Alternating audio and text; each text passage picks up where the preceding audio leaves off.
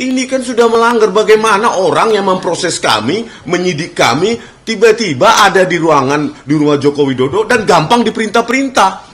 Yang kami laporkan sebagai sebuah diskriminasi berat ya, sebagai sebuah pelanggaran HAM berat adalah bahwa mulai dari kami menjadi saksi, kemudian naik menjadi terlapor, lalu naik menjadi tersangka itu, kami sama sekali belum diberikan kesempatan untuk memanggil saksi-saksi maupun ahli-ahli kami. Ya. Saksi ada charge maupun ahli-ahli kami yang menjadi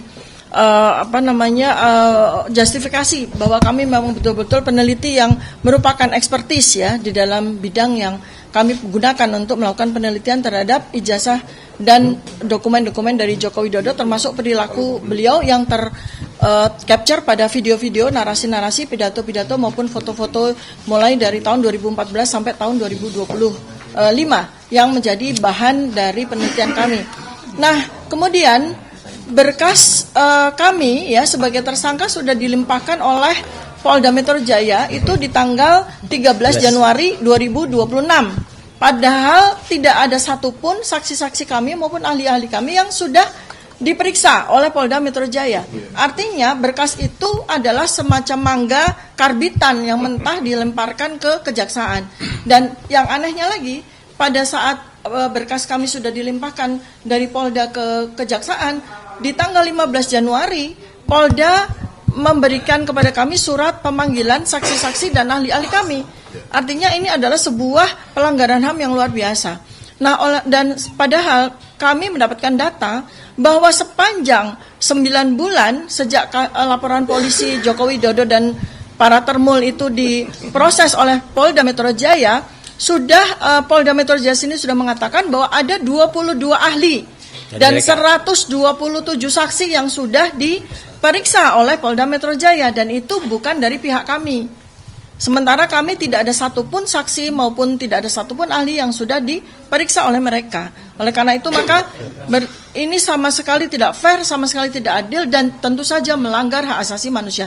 Oleh karena itu pada kesempatan ini kami bertiga beserta semua penasihat hukum kami bicara kepada 280 juta rakyat Indonesia, dan mudah-mudahan sampai kepada Presiden Prabowo Subianto, juga sampai kepada Kapolri, juga sampai kepada Komite Reformasi Kepolisian ya, bahwa Polda Metro Jaya itu tidak menunaikan hak kami sebagai warga negara. Oleh karena itu maka kami minta agar kami diberikan kesempatan untuk menghadirkan semua saksi-saksi yang sudah kami siapkan maupun ahli-ahli yang sudah kami siapkan, dan proses ini tidak boleh dianulir, proses ini tidak boleh diganggu sampai selesai saksi-saksi kami dan ahli-ahli kami diberikan kesempatan untuk memberikan penjelasan. Terima kasih. Ya, Dr. Isman.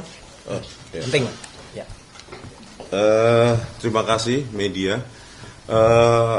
Tadi kami sangat kecewa ya menemukan fakta bahwa Polda Metro Jaya dan Mabes Polri ketika melakukan 2 gelar perkara khusus sengaja mencatut HAM, Komnas HAM ya, Komisi Nasional Hak Asasi Manusia, untuk melegitimasi bahwa apa yang mereka lakukan itu sesuai dengan nilai-nilai hak asasi manusia. Ini kami sayangkan. Bagaimana tidak beretikanya Polda Metro Jaya maupun Mabes Polri itu mencatut ya Komnas HAM, padahal Komnas HAM tidak hadir.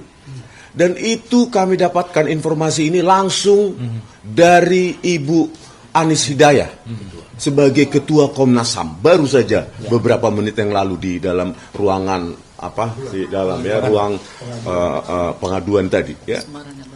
Nah, satu itu poin. Yang kedua adalah kami tadi menyampaikan bagaimana relasi kuasa ya, sangat tercium bau ya. Relasi kuasa, bagaimana kita dengarkan cerita dari Bang Egy Sujana yang meminta kepada terlapor yang bukan lagi presiden, yaitu Joko Widodo, untuk memanggil Kapolri, memerintahkan Kapolda Metro Jaya, memerintahkan di Reskrimum.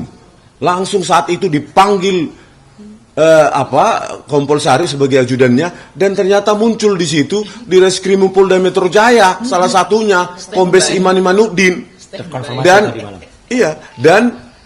Ibtu Rosadi, dan itu terkonfirmasi baik oleh Damai Hari Lubus, baik oleh pengacara Egy Sujana, Eli Daneti, maupun baik oleh Egy Sujana lewat telepon saya dengar gitu loh. Mereka bertiga hadir di situ. Ini kan sudah melanggar. Bagaimana orang yang memproses kami, menyidik kami, tiba-tiba ada di rumah Joko Widodo dan gampang diperintah-perintah. Ya. Yang ketiga yang kami sampaikan adalah kalau kemarin keluar keputusan Mahkamah Konstitusi untuk melindungi kerja-kerja jurnalistik wartawan dari kriminalisasi, dari penuntutan, pidana. Terus bagaimana dengan nasib kami, peneliti? Kami sudah puluhan tahun meneliti. Sama harusnya hak kami seperti wartawan, menuliskan buah pikiran kami dalam tulisan. Jangan salah, tulisan itu bisa mengubah dunia, bukan hanya Indonesia. Ya, tulisan itu bisa mengubah dunia. Ya, poin keempat. Rencananya minggu depan kami akan memberikan gratis 1000 buku Gibran Endgame Wapres tak lulus SMA. Ini adalah kerja pikiran, ya, tulisan. Ya.